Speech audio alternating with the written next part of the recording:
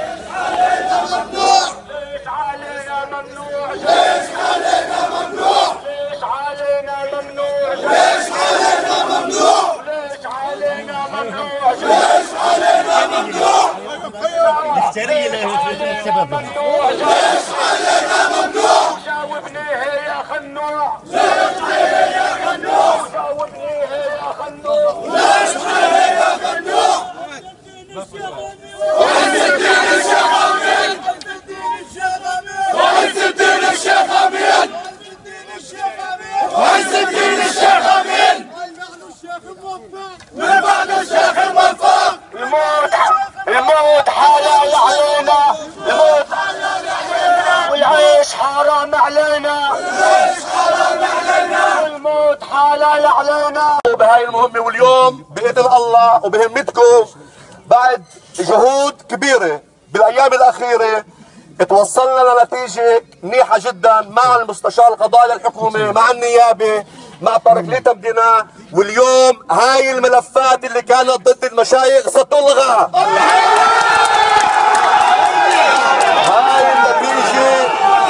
هاي النتيجة مشايخ وصلنا لها كمان بنوايا حسنة من الدولة. بس اخرى مرة افهموا شغلة واحدة، الدولة لا يمكن كانت تتنازل عن حقوقها لولا الوحدة هاي تبعتكم.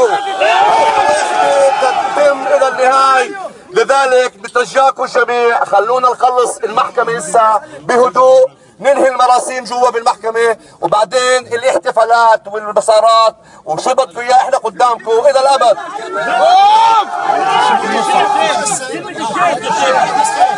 مشايخ اسمعوا خلينا نفهم.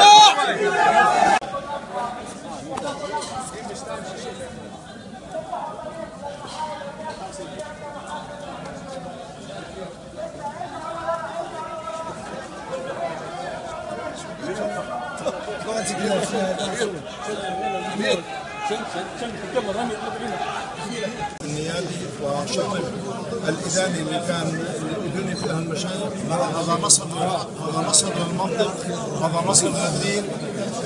وهذه بيكون رسالة لوزير الداخلية ولرئيس الحكومة بحق أبناء الطائفة الدرزية بزيارة سوريا ولبنان مستقبلا إن شاء الله لأماكن المقدسة وزيارة أقارب تحت إن شاء الله تسريح معين الذي سوف نقوم بإيجاد الصيغة المناسبة مع وزير الداخلية كيفية خروج مستقبلا المشايخ إلى هذه الأماكن. شو بتشوف الأهمية يعني في زيارة هاي الأماكن في ظل هاي الأوضاع؟ هذا حق شرعي طبيعي لكل إنسان متدين أو غير متدين أنه يقوم بزيارة أماكن المقدسة وزيارة أقارب. هذا شيء طبيعي أساسي للكل في سوريا او في لبنان او في كل مكان. موفق، ما هي شروط الاتفاقيه؟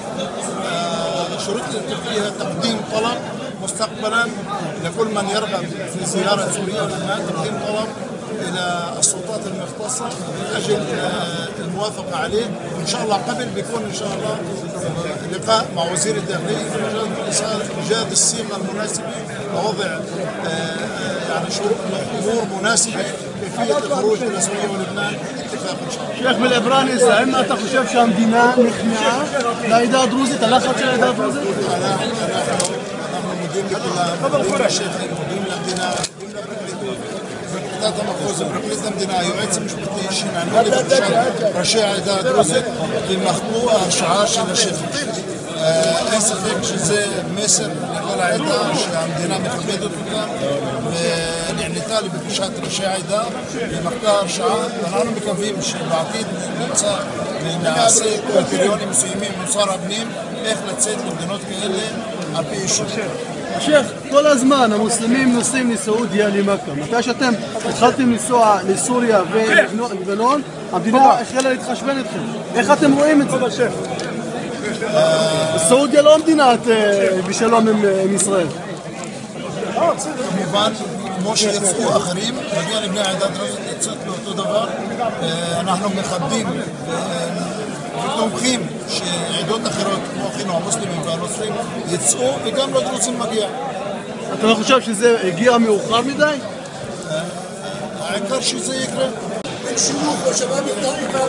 ومن الشرفاء من جميع أبناء شعبنا على مختلف مشاربهم وفئاتهم، وبفضل الدعوات والصلوات للآلاف من أمهاتنا وأخواتنا الطاهرات في البيوت، إننا نقدم الشكر الخاص لرئيس منتدى السلطات المحلية الدرزية الأخ جابر حمود، الذي بذل من وقته ووقف موقف الأبطال في كتاباته للمؤسسة الإسرائيلية وفي الاجتماعات الجماهيرية.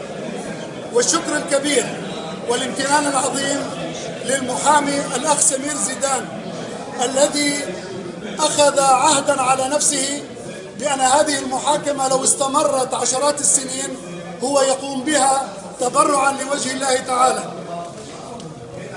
يدنا ممدودة للصلح والتسامح والتصافي مع الشق الثاني من لجنة التواصل حسب الأصول المتعارفة. בית המשפט קבע שהם ביצעו את העבירה, ויש בזה מסר מאוד חשוב לפיו שלטון החוק הוא זה שמכריע, ואדם גם אם למטרות דת ירצה לצאת למדינת אויב או לארגן משלחת למדינת אויב, הוא לא רשאי לעשות את זה אלא בהיתר. חשוב שהמסר הזה יועבר, ואני חושבת שהוא עבר מהטעם שגם ראש העדה, השייח' טריף וראשי העדה הנוספים קראו ויוצאים בקריאה לכל בני העדה שלא לצאת למדינת אויב אלא בהיתר, וגם יש לנו התחייבות של הנאשמים שלא לעשות כן. מהטעם הזה ובמסר של פיוס ועל מנת ליצור הבנה עם ראשי העדה הדרוזית, חשבנו שהאינטרס הציבורי הכללי מחייב אותנו במקרה הזה לסטות ממדיניות הענישה, ללכת לקראתם, ואנחנו משוכנעים שבפעם הבאה אף אחד מהנאשמים ולא אחרים כמותם בעדה יבצעו את העבירות האלה ללא קבלת היתר. תודה רבה.